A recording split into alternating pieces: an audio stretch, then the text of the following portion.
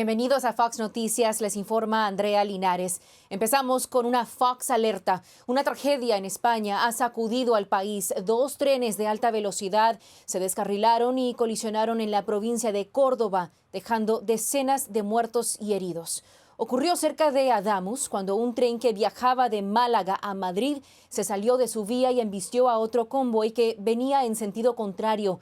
En una escena realmente escalofriante, se vio a pasajeros saliendo a toda prisa por las ventanas de los trenes y otros escapando por el techo. Los esfuerzos continúan para recuperar los cuerpos y las autoridades esperan que el número de muertos aumente. En el primero mi marido se subió arriba del tren y estuvo sacando a gente. Y luego cuando ya salvaron a la gente del primer tren, del Lirio, nos fuimos a la Albia y ya se tuvo que meter mi marido dentro del vagón para sacar a gente. Y allí pues se encontró ya gente pues fallecida y bueno, y por el camino de un tren a otro también había gente ya. Sí. Mientras aquí en Estados Unidos parece que no hay nada que el secretario de Estado Marco Rubio no pueda hacer. Además de gestionar la política internacional del presidente Trump, Rubio también es el líder interino de varios departamentos federales y Rubio está haciendo todo esto mientras las tensiones internacionales siguen aumentando. Dos amigos, Irán y Venezuela, finalmente están sufriendo las consecuencias de décadas de lastimar a su propia gente. Con respecto a Irán, el presidente Trump dice que está considerando una acción militar. Afirma que el régimen ha asesinado a miles de personas inocentes por resistir al autoritarismo. Mientras tanto, con la situación en Venezuela, el gobierno de Estados Unidos trabaja arduamente para asegurar que la transición sea lo más segura, efectiva y rápida posible. Y por supuesto está el tema de Groenlandia. Trump quiere comprarla para garantizar nuestra seguridad nacional. Parece que su mano derecha, el secretario Marco Rubio, tiene todo bajo control. You know what the interim authorities are asking for in Venezuela? They want that oil that was seized to be part of this deal. They understand that the only way they can move oil and generate revenue and not have economic collapse is if they cooperate and work with the United States, and that's what we see are going to happen. Step one is the stabilization of the country. We don't want it descending into chaos. The second phase will be a phase that we call recovery, and that is ensuring that American, Western, and other companies have access to the Venezuelan market in a way that's fair. And then the third phase, of course, will be one of transition. And does the U.S. intend to buy Greenland? Can you clarify your comments to lawmakers this week? Well, that's always been the president's intent from the very beginning. La analista política venezolana Gaby Peroso está conmigo ahora. Bienvenida, Gaby, a Fox Noticias, como siempre. Muchísimas gracias, Andrea, por la invitación. Claro que sí. Gaby, María Corina Machado, en su más reciente conferencia de prensa en Washington, calificó la transición democrática como un proceso complejo y delicado, por supuesto.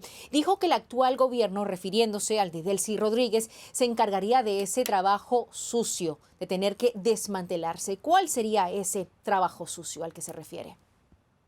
Bueno, Estados Unidos entiende que para realizar unas elecciones libres y democráticas en Venezuela hay que estabilizar el país y la propia María Corina Machado también lo ha descrito de una manera muy contundente. Delcy Rodríguez tiene que autodestruir lo que ella y todas estas personajes corruptos y criminales construyeron y lograron entonces ese secuestro de Venezuela. Yo creo que es una decisión muy inteligente por parte de Estados Unidos que ellos mismos desmantelen ese aparato represor y que a partir de allí podamos construir una democracia no solo para Venezuela, sino para todo el hemisferio. Hablando de destruir, ahora hay una recompensa de 25 millones por el jefe de seguridad venezolano Diosdado Cabello y quizás también sea la figura más temida del régimen. ¿Será Cabello el próximo en caer?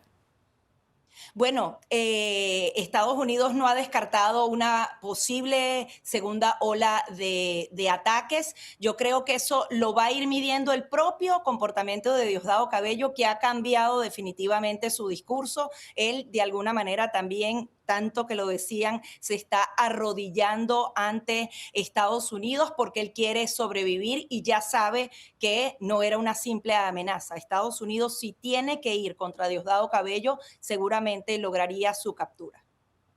Pasemos a otro tema, la caótica, triste situación que se está viviendo en Irán y esa masacre que estamos viendo. ¿Cuál consideras es el objetivo, no solo militar, sino también político, de Estados Unidos. Estados Unidos tiene muy claro que durante décadas la comunidad internacional simplemente emitía comunicados y no tenía acciones contundentes. Así como el presidente Donald Trump, a través de su secretario de Estado, está tratando de impulsar una democratización en la región, entiende que actores como el de Irán son justamente esas piedras de tranca para lograr también los acuerdos de paz con los países árabes en el Medio Oriente, los países árabes involucrados en esa construcción de la paz. Si Irán continúa con estos ataques, no es posible una paz en el Medio Oriente y adicionalmente la protección de los ciudadanos. Ya extraoficialmente se habla de 5.000 personas y nadie está abogando por las víctimas del régimen dictatorial de Irán y Estados Unidos quiere ponerle freno a estos abusadores. El presidente Trump le entregó a Marco Rubio las riendas de Venezuela durante esta transición. Lo que suceda obviamente podría llegar a ser también decisivo para el futuro político del secretario de Estado. Aquí estamos viendo un titular en Político. ¿Qué pudiera significar para las elecciones del año 2028, dependiendo de cuál sea el desenlace que se llegue a vivir allí en Venezuela? Bueno, tener los países latinoamericanos un aliado como Marco Rubio es increíble porque él se está jugando su capital político, la posibilidad de ser presidente o no de Estados Unidos en el futuro. Si sale bien, yo creo que incluso sería más él el candidato que el propio J.D. Vance, pero él está tomando un riesgo que es significativo. Sin embargo, es una voz que conoce muy bien la realidad de América Latina y creo que no le importa el beneficio personal, pero sí le importa ejecutar esas acciones del presidente Donald Trump y de Estados Unidos que yo creo que sí pueden cambiar definitivamente el rumbo de nuestros países, dándoles seguridad y prosperidad y llevando democracia a quienes no la tienen. Y regresando al tema de Irán, me llama mucho la atención cómo los venezolanos se han unido y han mostrado también solidaridad a la situación que se está viviendo allí, porque se conocen los vínculos entre Irán y Venezuela y también han salido a decir lo que ellos están viviendo, lo hemos estado viviendo dentro de Venezuela. Son dos pueblos que comparten una historia de brutalidad por parte de estas dictaduras. Para nosotros se trata de la misma gente. Lo que ellos cuentan en sus torturas, nosotros las contamos en las nuestras. E incluso la realidad de los iraníes es mucho peor, porque vemos a unas mujeres completamente oprimidas y por tanto el pueblo venezolano celebra que ellos sí puedan tener la fortaleza de protestar. Yo estoy segura que a los venezolanos también les encantaría estar en las calles celebrando que Nicolás Maduro no está y protestando incluso contra Delcy Rodríguez para que ella también abandone el poder.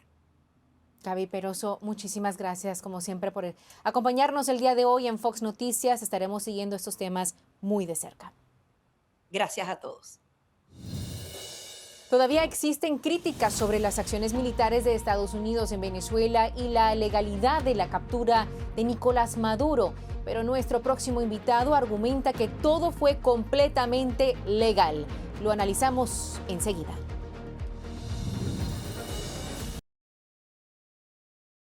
Bienvenidos de vuelta a Fox Noticias. Durante 2 semanas hemos visto a los demócratas perder la calma tras la captura del dictador Nicolás Maduro. Insisten en que la acción militar del presidente Donald Trump fue ilegal y violó la soberanía de Venezuela. Pero en realidad el primer paso para capturar a Maduro se dio en marzo de 2020. Fue entonces cuando una corte federal en Nueva York lo acusó de narcoterrorismo y otros delitos. El gobierno Trump ha dicho que hoy solo está terminando ese proceso judicial que había quedado pendiente. El analista Santiago Vidal Calvo nos recuerda que Trump no es el primer presidente que primero actúa y rinde cuentas al Congreso después, pero por supuesto a los demócratas no les importa eso. I believe it's an illegal action because we're not supposed to be at war without a vote of Congress. The president literally dropped into a sovereign nation, executed on this warrant, pulled the leader out with no plan for the next day. This was an illegal, unconstitutional regime change effort that had no authorization from Congress. The notion that the American people are supposed to believe that the military action that the Trump administration took had anything really to do with a counter-narcotics effort. Santiago Vidal Calvo, analista de políticas venezolanas en el Manhattan Institute y coautor de este artículo que acabo de mencionar, está conmigo ahora. Bienvenido a Fox Noticias, Santiago. Muchas gracias por la invitación. Feliz de estar aquí. Explíquenos el por qué, según su análisis, las acciones de la administración Trump en Venezuela son legales. Bueno, el presidente Trump actuó correctamente bajo su autoridad debajo del artículo número 2 de la Constitución, que es la defensa del territorio. Aquí habían varios pasos importantes que se tienen que considerar antes de poder tomar una decisión sobre legalidad en el caso de Venezuela. La primera es que Maduro no era el líder legítimo de Venezuela. Era una persona que estaba usurpando el poder, que se le había demostrado que había perdido unas elecciones del 2024 y que no constaba con la amnistía o con las protecciones internacionales que le damos a los líderes de forma gubernamental. Segundo, así Maduro fuera el presidente legítimo, aquí en este caso tenía un tema de una corte que lo había ya juzgado culpable por un caso de narcotráfico en Nueva York y él ya había hecho un procedimiento legal aquí en Estados Unidos en el cual Estados Unidos había puesto hasta una recompensa de $50 millones por él. Y tercero, bajo la autoridad del presidente, si hay algún tipo de amenaza bajo los Estados Unidos que se encuentre, el presidente de los Estados Unidos puede tomar este tipo de acción para poder salvaguardar a los ciudadanos americanos. Y también es importante mencionar que hay cientos de años de precedente. Denos algunos ejemplos de otros mandatarios de Estados Unidos que han tomado medidas importantes de política exterior sin la aprobación del Congreso antes. Aquí el precedente más grande va a ser Noriega en Panamá, en donde se hizo la operación de Just Cause, muy parecido al caso de Maduro. También un narcoterrorista que fue removido del poder y se hizo una transición por parte de los Estados Unidos. Obama, tanto Bush como Clinton han hecho muchísimas intervenciones en parte del Medio Oriente que también no han tenido aprobación del Congreso, especialmente Obama. Y en la Trump 1 también se hicieron muchos drone strikes o ataques de drones a lo largo del Medio Oriente que tampoco tuvieron aprobación del Congreso y no tuvieron este tipo de revuelo o que los demócratas estén tan en contra de la operación. Aquí pareciera prácticamente que estuvieran defendiendo a un narcoterrorista cuando en realidad no es el propósito de esta operación. Aquí el propósito es la libertad de Venezuela y yo creo que esa es la prioridad que se tiene que estar viendo. ¿Qué ha dicho también la Corte Suprema de Estados Unidos en casos que se han llegado a plantear con preguntas muy similares en el pasado? Aquí también la ley de la Corte Suprema está muy del lado del presidente. La autoridad cae sobre el artículo 2 de la Constitución. Se tienen cientos de casos en los que el presidente ha actuado bajo este mando y la Corte Suprema ha apoyado al artículo número 2 de la Constitución sobre la defensa de los territorios. Aquí el presidente tiene esa autoridad, inclusive cuando el Congreso pasa el War Powers Resolution, para poder limitar al presidente de esta autoridad, el presidente ha seguido actuando bajo su autoridad el artículo número 2 y hay muchos analistas por parte del Ejecutivo que niegan que ese War Powers Resolution tiene tanta prioridad o tanta autoridad como lo quiere poner el Congreso. También quisiera saber cómo reaccionas al hecho que años atrás muchos demócratas hablaban de la amenaza que representa Venezuela para nuestro hemisferio, pedían incluso que Estados Unidos negociara una transición política. Sin embargo, ahora escuchamos los comentarios por parte de ellos totalmente distinto, otro tono. ¿Consideras que eso es hipocresía o es simplemente porque Trump es quien está liderando estos esfuerzos? ¿Qué explicación le das? Bueno, aquí lo que tenemos es una comparación abrupta entre la administración de Biden y la administración de Trump. Y recordemos que fue la administración de Biden quien colocó una recompensa de $25 millones por Maduro.